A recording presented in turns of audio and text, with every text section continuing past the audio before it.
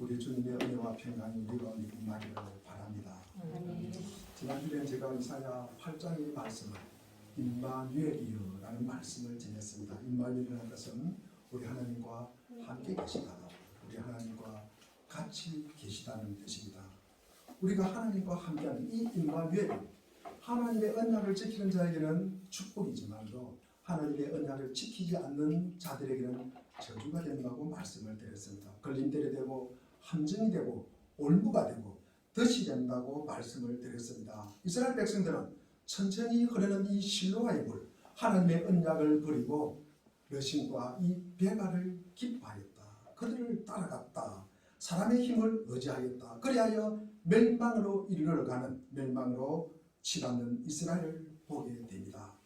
구원의 복음은 그리스도께서 우리를 위해 행하신 모든 것을 받아들이고 거기에 순종하기만 하면 됩니다. 그리고 그분을 기쁘시게 드리는 삶으로 우리는 감사의 표현만 하기만 하면 됩니다. 그 구원의 복음은 늘 우리 가까이 있고, 그리고 단순하고 겸손하여서 실로아의 물처럼 마르지 않고 흐르는 겁니다. 그렇게 우리 주님은 늘 우리와 함께 하시고 그분을 찬양하며 그분 앞에 기도하며 감사하며 임마누엘의 복을 누리면서 한 주간 우리 귀한 믿음의 성도님들 잘 사셨습니까?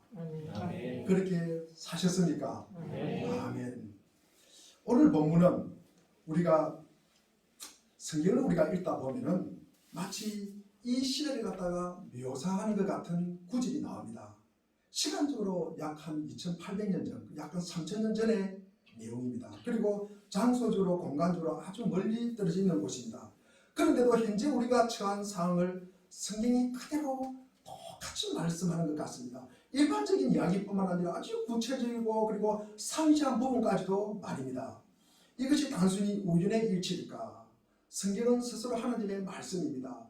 인생에 관한 하나님의 말씀이요, 세상에 관한 하나님의 말씀이요, 그리고 왜 세상이 이렇게 잘못되었는지를 말해주는 하나님의 말씀입니다. 그러면서 이 세상을 어떻게 하면 바르게 할까, 고치고 치료를 할까, 그 방법까지도 제시하는 것이 성경의 말씀입니다. 이것이 성경의 전부입니다. 아담과 하와 타락 이후로 지금까지 인간은 온 세상이 그대로 지속되고 있습니다. 인간은 타락했고 인간이 하나님께 범죄했으며 그 결과 제약된 상태가 있게 되었다. 이런 견해를 가진 성경은 태초부터 인간의 내용은 꼭 동일한 것입니다. 이런 변화를 발생하든 우리가 이 땅에 살아가면서 어떤 변화가 발생하든 별로 중요하지 않습니다. 진리는 인간이 죄에 빠져 있으며 하나님과 격리된 상태, 단절된 상태에 있으며 그것이 인간이 안고 있는 모든 문제와 공경의 원인이라는 것입니다. 그래서 성경을 볼 때마다 이 이야기가 그 이야기네, 이 메시지가 그 메시지네, 이 내용이 그 내용이네, 동일한 것입니다. 구약이든 신약이든 역사서를 읽든 우리가 연서를 읽든, 제가 지난주에 연서라고 그러면서 서신서라고 잘못 제가 이야기했습니다. 선지서를 갖다가 제가 서신서라고 말씀을 드렸습니다. 정정하겠습니다. 여하튼 한 개인이 그리고 한 공동체, 한 국가도 마찬가지입니다. 성경은 죄인 때문에 공경에 빠진 인간의 이야기입니다. 어느 시대, 어느 장소에나 적용이 된다는 것입니다. 늘 최신판이라는 생각이, 그리고 최신판이라는 내용이 그 이유 때문입니다. 인간이 아직 원죄 이후로, 에덴 동산에서 타락한 이후로 지금까지 그 모습 그대로 지속되고 있습니다. 그렇기 때문에 성경을 읽다가 어떤 구절을 보면은, 이건 꼭 지금 우리에게 하는 말이구나. 어쩌면 지금 일어나고 있는 일을 갖다가 그대로 이야기하고 있구나. 그러면서 탄성을 지릅니다. 인류 역사에 일어난 변화는 모두 표면적인 일입니다. 단순히 외형상의 변화입니다. 거침입니다. 그리고 외적인 변화입니다. 그러나 인간 그 자체는 이전 모습 그대로 남아 있습니다. 예를 들어서 어느 분이 교회 오면서 우리가 화장을 했어요. 어느 날 주일은 늦게 일어나가지고 화장을 못하고 그냥 허겁지겁 달려왔습니다. 그런데 그분이 같은 사람이에요? 다른 사람이에요? 같은 사람입니다. 같은 사람입니다. 어느 분이 열심히 공부를 해요. 시험이 안 돼가지고 열심히 직장을 못 구해가지고 취직을 하기 위해서 열심히 공부를 합니다. 그때 그 사람이 시험이 됐어요. 시험이 되고 지금은 여러 가지로도 경제적으로 풍부하고 여러 가지로 또 마음도 평강을 누리고 있습니다. 같은 사람이에요, 다른 사람이에요? 같은 사람입니다. 따라서 그 당시 이스라엘 백성에게 그리고 이스라엘 왕에게 나이든 왕에게 하던 그 말씀이 지금 이 시대에 우리에게 젊은이에게 하는 말씀과 똑같은 말씀이라는 말씀입니다. 이스라엘 백성에 대해 읽지만도 사실은 지금 우리에 대해서 하고 있는 말씀이라는 것입니다. 지금 이스라엘 상태, 특히 이스라엘 역사상 이 특정한 시점입니다.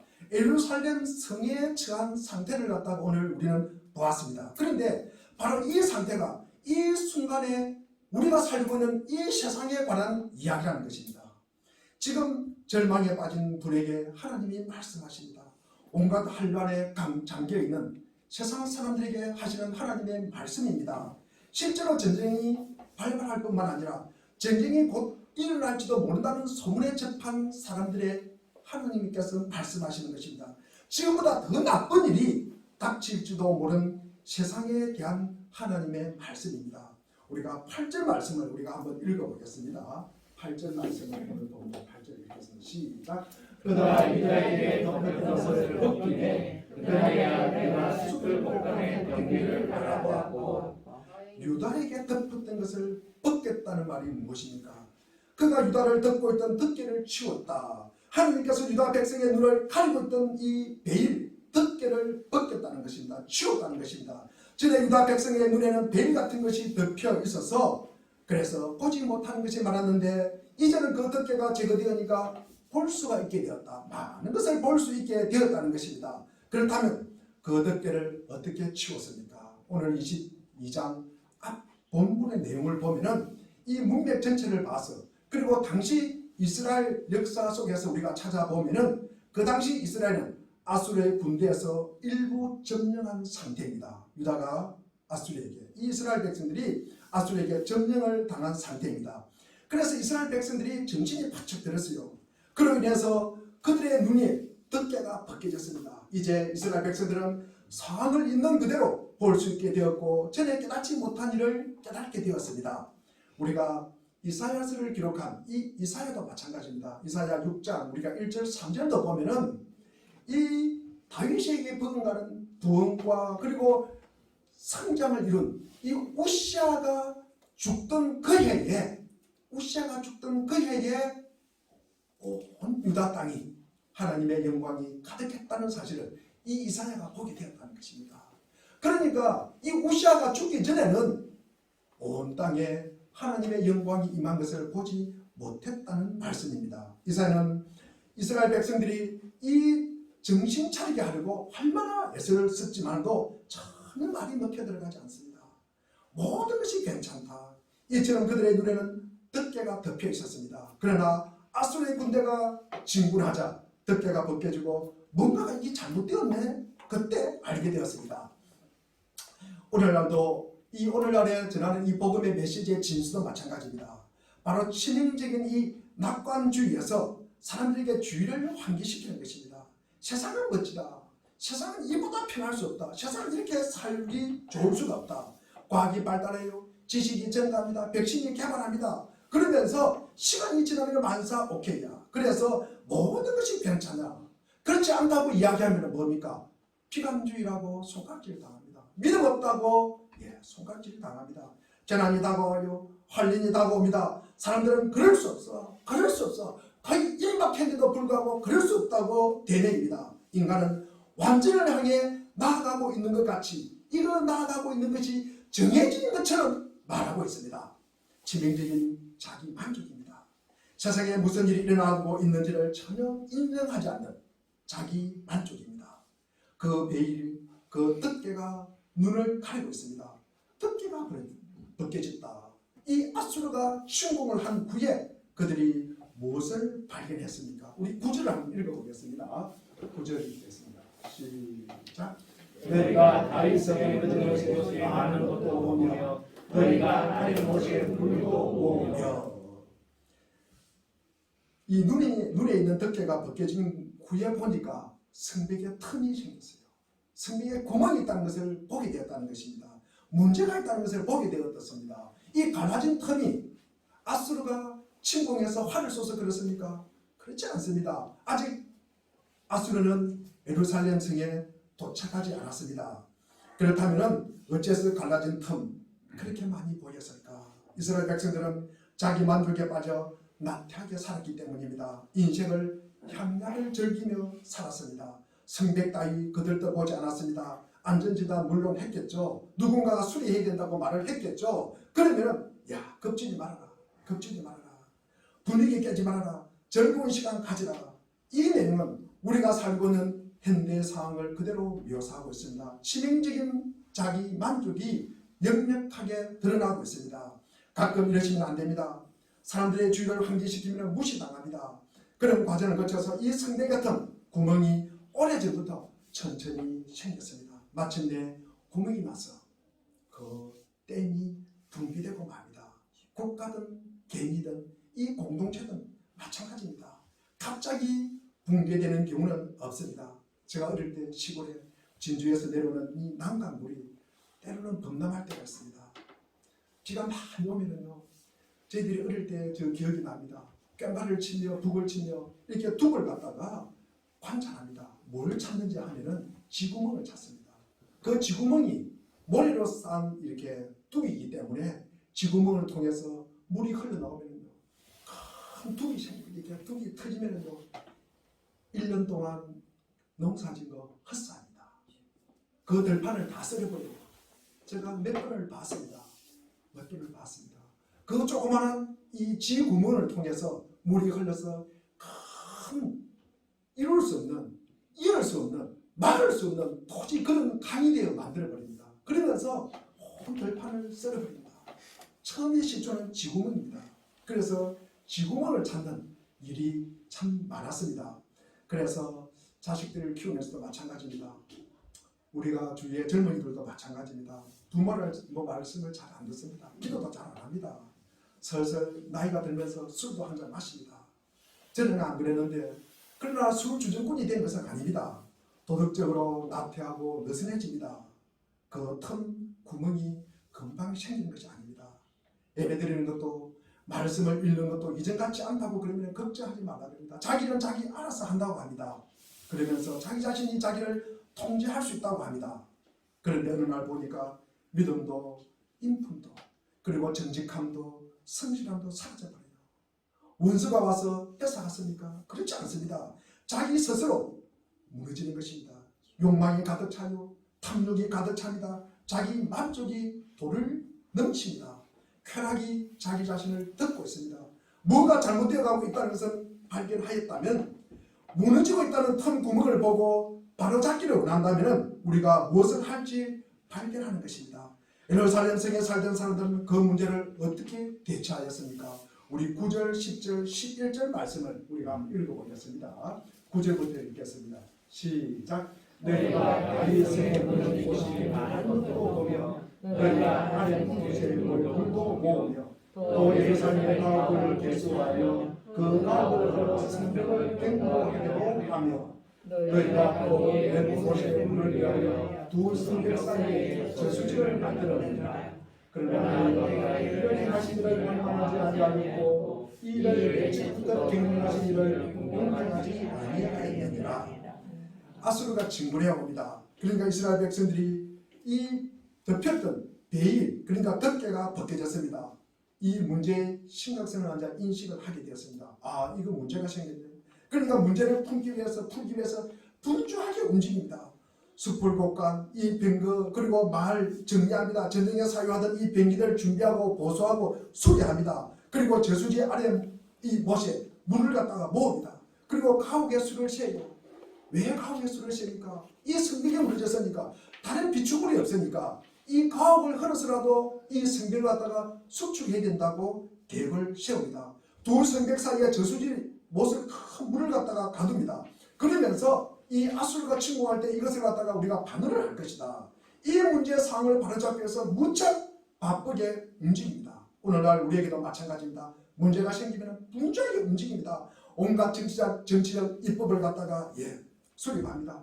경제 부처들은 돈을 풉니다. 그러면서 전문가들을 고용합니다. 무슨 연구소를 만듭니다. 프로젝트를 가동합니다. 그러나 모든 시도는 별로 효과가 없습니다.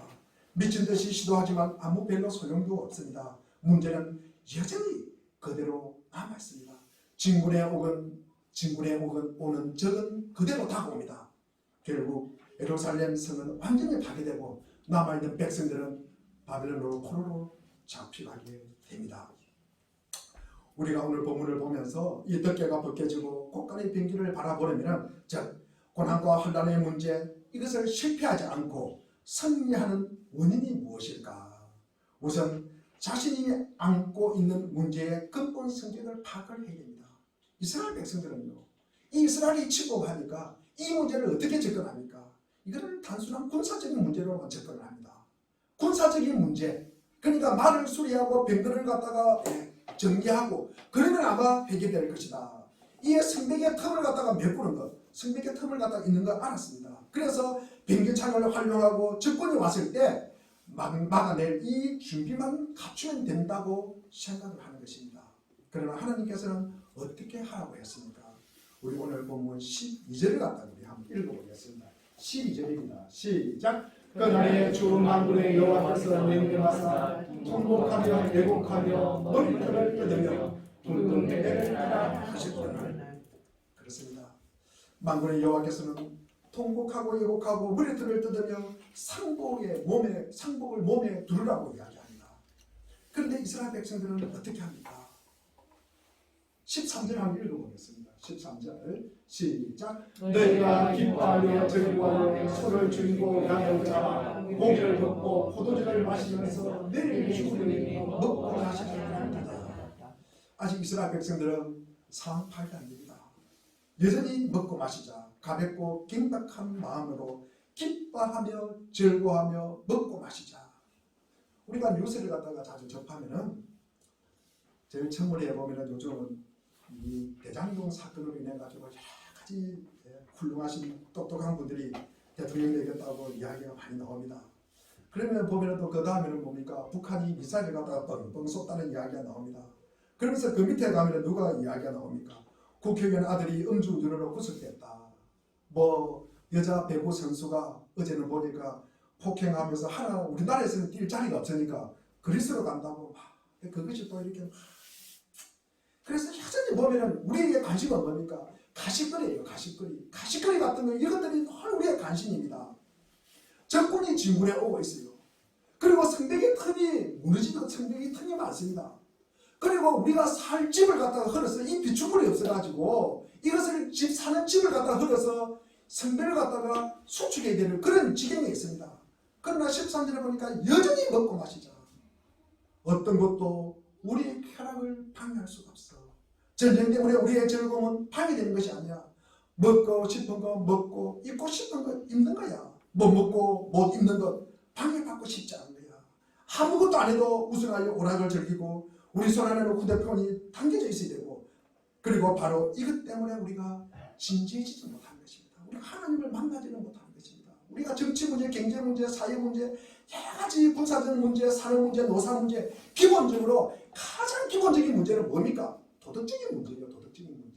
도덕적인 문제입니다. 이것을 갖다 우리가 깨달아야 되는데 왜 우리의 미래가 위기에 처해 있을까? 도덕적 이유입니다. 우리가 돈이 많으면 선진국이 되는 것입니까? 인간의 품격이 높아지겠어요? 그렇지 않습니다. 우리의 안일과 쾌락을 사랑하기 때문입니다. 왜 솔로몬이 처음에는 하나님은 여호와를 사랑하다가 마지막에 뭡니까? 이방 계집 여자들을 사랑합니까? 그러니까 무너지는 거예요. 사람들이 일을 갖다가 이제는요 성가신 것으로 간주합니다. 옛날에는 일을 갖다가 굉장히 기쁘게 생각했습니다. 그런데 요즘은 단지 돈을 제공하는 수단으로 전락하는 것입니다. 아니라 합니다. 오락을 갖다가 하면서 쾌락을 갖다가 이처럼 사랑합니다. 그러니까 가정의 꼴이 그리고 나라의 꼴이 이렇게 돌아가는 것입니다. 이런 낙관론에 따라서 거기에 따른 것이 무엇입니까? 반드시 따른 것이 뭡니까? 운명론이에요. 내일 죽으리니 먹고 마시자. 모든 것이 무슨 소용이 되냐? 먹고 죽은 뭐는 뭐도 좋다. 우리가 그런 이야기 하죠. 현대인들은 완전히 냉소적입니다. 완전히 절망적입니다. 폐대에 빠져 있습니다. 이 모든 게 무슨 소용이란 말인가? 우리 모두 언젠가는 죽을지 모르는 판에 그러니 즐겁게 먹고 놀기나 하자. 먹고 마시기나 하자. 이러니까 나라가 개인과 공동체가 많은 것입니다. 문제의 근본 상황을 파악하지 못하고 있는 것입니다. 두 번째로 덮개가 벗겨지고 곳간의 변기를 바라보려면 자신이 안고 있는 문제가 궁극적으로 영적인 문제라는 사실을 갖다가 깨달아야 됩니다. 우리가 11절에 보면은 조금 전에 읽었던 것과 마찬가지로 이스라엘 백성들이 우리가 이 11절 한번 읽어보겠습니다. 11절 읽어보겠습니다. 시작. 너희가 또 내 모세를 위하여 두세 제사장의 수저를 말하노라. 그러나 너희가 너희 자신에게 항당하지 아니하였고 이를 내게부터 경영하시기를 공경하지 아니하였다. 이스라엘 백성들은요, ben기창을 갖다가 수리하고 저수지 못에 물을 가두고요, 그리고 성벽 가옥수를 세고 그리고 그것을 흘고 이곳저곳 뛰어다닙니다. 가릴 것 없이 뛰어다닙니다. 분주하게 뛰어다닙니다. 그러나 안 하는 것이 하나 있습니다. 무엇을 안 합니까? 무엇을 안 하세요? 위를 쳐다보지 않습니다. 하나님을 찾지 않습니다. 이 문제가 우리가 문제가 생기면 이거는 영적인 문제요, 종교적인 문제라는 사실을 우리는 접근을 못합니다. 그것을 깨닫지 못합니다. 요즘 새벽 예배에 제가 사무엘 상을 마쳤습니다. 지금은 골로새서를 새벽 기도를 하고 있습니다. 다윗과 사울 이야기가 너무나 대조적으로 나옵니다. 두 사람 다 문제가 있습니다. 그러나 다시 문제가 생기면 누구 찾아갑니까? 하나님 찾아갑니다. 제사장 찾아갑니다. 말씀을 찾아갑니다. 그리고 모압 땅에 갔습니다. 그가 부모님 데리고 모압 땅에 피신해 갑니다. 사울이 죽이려고 그러니까. 근데 갓 선지자가 유다 땅으로 돌아오라고 이야기합니다. 조날도 없이 돌아옵니다. 갓 선지자의 말을 갖다가 그대로 듣습니다. 그런데 사울은요, 문제가 생기면요, 자기 기분 따라 움직여요. 자기 감정 따라 움직여요. 자기 감정 따라 움직입니다. 그러면서 변장에서 누구 찾아갑니까? 엔돌 무당 찾아갑니다. 문제가 생기면 누구 찾아갑니까? 엔돌 무장 찾아갑니다. 그러니까 마지막에 어떻게 됩니까? 세 아들과 함께 한 날에 죽어버립니다. 다시 말해서 비극의 핵심은 뭡니까? 하나님을 망각하는 것입니다. 자신들이 하나님의 백성이라는 사실을 갖다가 잊어버리는 것입니다. 그들에게 땅을 주시고 한나라를 이루게 하신 분이 하나님이라는 사실을 갖다가 잊어버리는 것입니다. 그들에게 거할 성읍을 주시고 그들이 지금까지 누린 축복과 승리를 주신 분이 하나님이라는 사실을 잊어버리는 것입니다. 지금도 마찬가지입니다. 현재 우리가 코로나 이 재난을 갖다가 보면서 하나님께 돌아서는 것입니까? 우리가 하나님에 대해서 생각을 하십니까? 인간은요, 하나님에 대해서 이 피조물이라는 기억을 갖다가 우리가 하시는지 안 하시는지, 자주지고 독립적인 이 스스로의 존재하는 피조물이 인간은 아닙니다. 하나님에 의해서 만들어진 존재입니다. 오래전에 하나님의 형상대로 지은 것이 인간입니다. 하나님에 의해서, 그리고 하나님을 위해서 만들어진 존재가 인간입니다. 따라서 이와 같은 본성의 법에 우리가 순종할 때 우리가 인간이 제 기능을 발휘하는 것입니다. 세상이 이처럼 공경에 빠지는 이유는 인간이 자신에 대해서 모르고 있기 때문입니다. 인간은 하나님께 축복받지 않는 한 성공도 행복도 그리고 번성도 할 수 없다는 사실을 모르고 있기 때문입니다. 물론 문제가 생기면 우리가 이 백방으로 움직여야 됩니다. 정치적으로, 경제적으로, 사회적으로, 교육적으로 해결하려고 애쓸 것입니다. 그러나 궁극적으로 자신이 우리가 하나님을 위해서 만들어진 존재다. 마지막으로 우리가 하나님께 의존하는 존재라는 사실을 갖다가 깨닫기 전에는 모든 것이 헛소리입니다. 이 말은 듣기가 싫든 말든 마찬가지입니다. 하나님께서 하신 말씀입니다. 인간은 하나님이 지으신 피조물이기 때문에 하나님의 축복 없이는 절대로 성공할 수가 없습니다. 우리의 복음은 우리의 기분을 상하게 때문에 듣기 싫습니다. 어제 제가 옥하는 목사님의 말씀을 들으니까 죄와 심판을 이야기하면 교회 분위기가 쫙 깔아앉는다고. 그때도 그랬고 지금도 마찬가지입니다. 사실 우리의 수고 허사로 돌아가는 이유는 무엇인가? 그 문제가 영적인 문제고 우리가 도덕적인 문제고 우리 종교적인 문제라는 이 사실을 깨닫지 못하는 치명적인 실수입니다. 세 번째로 덮개를 벗겨내고 곳간의 변기를 바라보면 그 문제의 심각성을 깨달아야 합니다. 이스라엘 백성의 문제는 뭡니까? 대수롭지 않게 생각하는 것입니까? 뭔가 잘못돼요.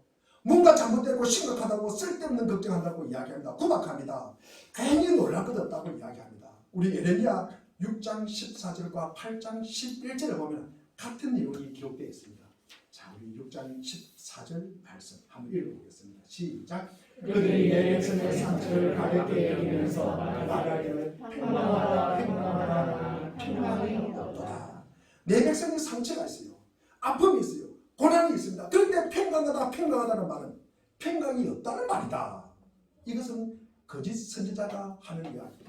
거짓 선지자가 평강하다 평강하다는 것은 거짓 선지자의 말입니다. 그냥 약간 잘못된 것뿐이다.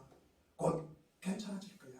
이처럼 자신이 안고 있는 문제의 심각성을 깨닫지 못하고 있습니다. 우리 11절 하반절에 보니까 이를 행하신 이가 누굽니까? 하나님이십니다. 그분을 악망하지도 않고 공경하지도 않습니다. 제 자동차가 오래되었어요. 한 20년 넘게 타니까 어떤 가다가 시동이 걸리지 않습니다. 그래서 본네트를 열고 이것저것 만져보기도 합니다. 제가 뭐 아는 거 있습니까? 그래서 전화해가지고 배터리를 교체를 합니다. 그래도 안 돼요. 하루 이틀 타다가 또 고장이 납니다. 그래서 정비소를 찾아갑니다. 정비소에서도 잘 모르겠대요. 큰 공장을 가래요. 그래서 큰 공장을 갑니다. 그러면 거기서 하는 이야기가 마지막에 하는 이야기가 뭡니까? 아이고 사장님 유감스럽지만도 이 차는 더 탈 수가 없습니다. 이 차를 고치려고 그러면은요 엔진을 갈아야 된대요. 엔진 값이 지금 이 차 값보다 훨씬 비싸다는 것입니다. 이 차를 만든 사람에게 가야 되는 것입니다. 그래야 고칠 수 있다는 것입니다. 바로 이것이 인간에 주는 메시지입니다. 너희는 너희 만드신 분에게로 돌아가야 한다. 너 자신도 가까이 있는 정비사나 큰 정비사나 전문가에게 아니라 너희를 만드신 분에게로 돌아가라. 그 공장으로 돌아가라. 본질적으로 새 것이 필요하다는 말씀입니다. 이것이 오늘 이사야가 하는 이야기입니다. 너희가 훌륭하고 좋은 방법 동원하지 말고 성벽을 보수하고 가옥을 허물어서 희생을 해도 이 상황을 고칠 수가 없다는 것입니다. 너희를 지으신 분에게로 돌아가야만이 이것을 고칠 수가 있다는 것입니다. 죄 가운데 빠진 인간의 진짜 문제는 우리가 법을 잘 만든다고 그리고 이것이 돈으로 우리가 위로한다고 교육을 잘 가르친다고 그리고 이 문화적으로 풍성하다고 이것이 해결될 수가 없는 이야기입니다. 인간의 문제는요. 인간의 본성 안에 있습니다. 이것저것 조금 수정하고 개선한다 그래가지고 바로 잡을 수 없는 존재입니다.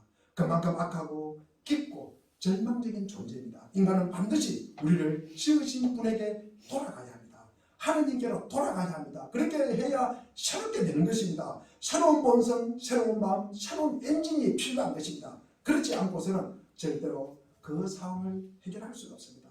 이스라엘 백성은 이 사실, 이 상황을 깨닫지를 못하는 것입니다. 그래서 포로로 잡혀가는 것입니다. 그런데 우리 현대인들도 마찬가지입니다. 지금의 상황을 깨닫지 못합니다. 자신의 문제가 안고 있는 이 심각성을 알지를 못합니다. 깨달아야 덕대가 벗겨지고 곳간의 병기를 보게 되고 상황 파악이 되는 것입니다. 네 번째로 우리가 덕대가 벗겨지고 이 곳간의 병기를 바라보려면 죄에 빠져 계속 살아가면 기다리는 것은 무엇입니까? 비참한 시간인 것입니다. 우리가 14절 말씀을 우리가 한번 읽어보겠습니다. 14절 말씀 시작. 만군의 여호와께서 친히 내게 걸어내시되 진실로 이 자는 너희가 죽기까지 용서하지 못하리라 하셨느니라. 주 만군의 여호와의 말씀입니다. 이 죄는 너희가 죽기까지 용서하지 못하는 것입니다.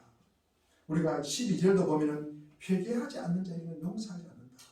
그런데 어떻게 되었습니까? 13절에 보니까 기뻐하고 즐거워하며 먹고 마시자. 현대인이 말합니다.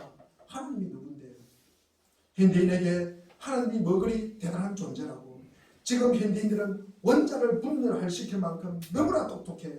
이렇게 많은 교육을 받은 하나님이 많은 교육을 받았는데 하나님이 무슨 소용이 있어?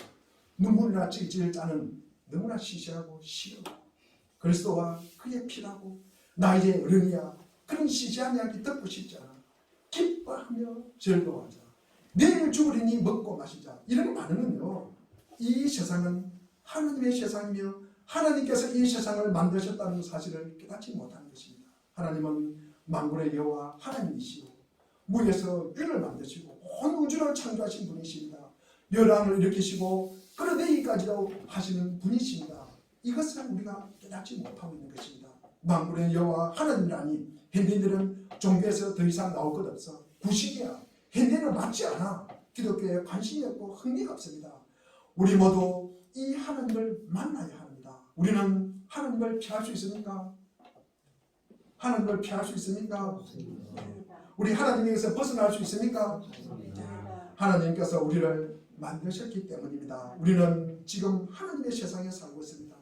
하나님은 원하신다면 언제든지 우리의 숨을 거두할 수 있습니다. 우리는 반드시 하나님의 심판대 앞에 설 것입니다.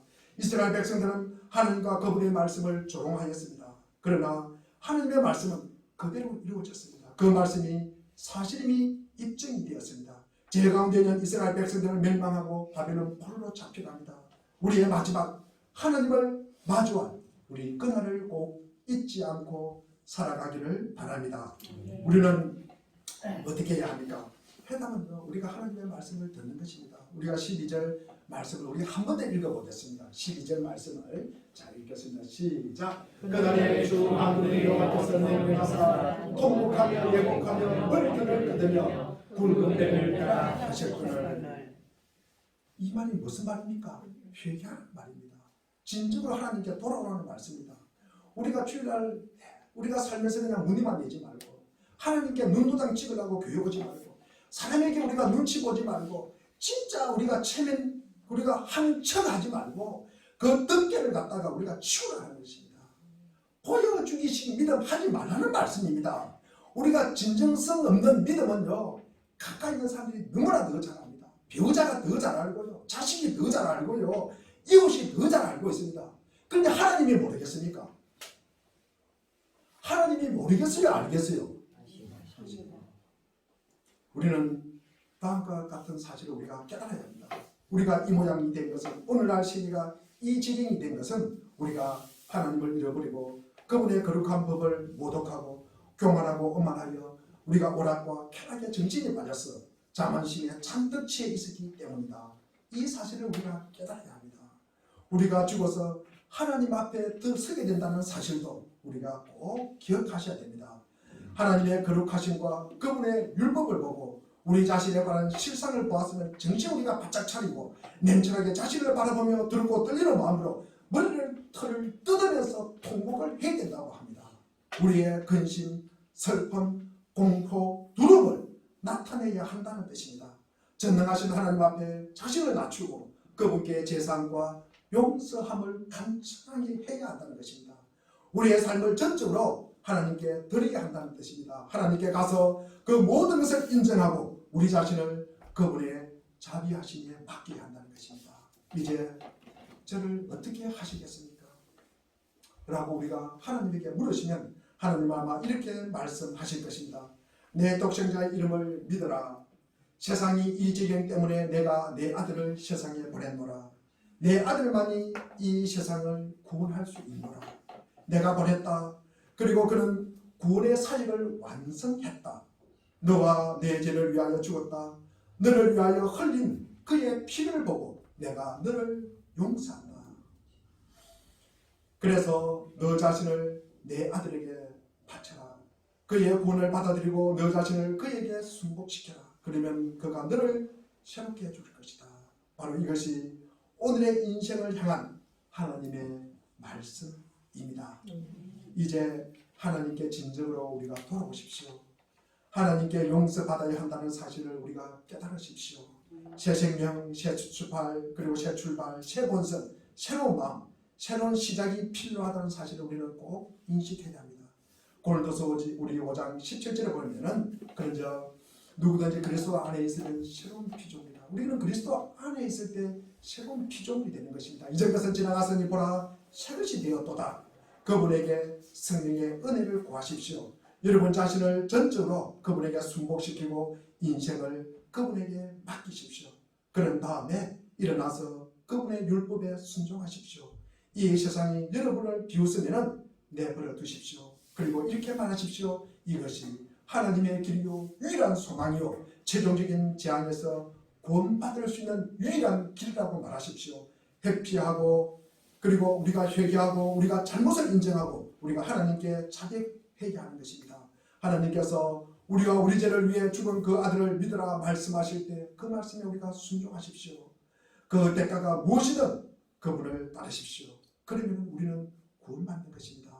하나님과 화목한 관계에 있는 우리 자신을 새 생명과 새로운 본성과 그리고 모든 것의 새로운 견해와 시각을 갖게 된 자신을 발견하게 될 것입니다.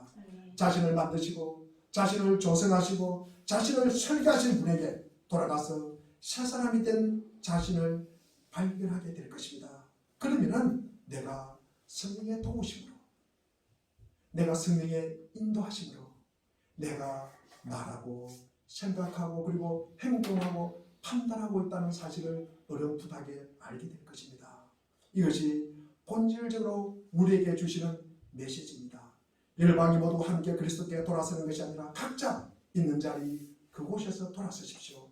개인 각자가 그렇게 할 때 나라도 공동체도 그리고 영향을 받게 됩니다. 우리 사랑하는 물리의 동산교회 우리 교우 여러분께서 먼저 그렇게 하십시오. 그런 다음에 다른 사람에게 말하십시오. 인생에 갈라진 틈이 있습니까? 온전해지고 싶습니까? 거룩하고 깨끗하고 신실하고 싶습니까?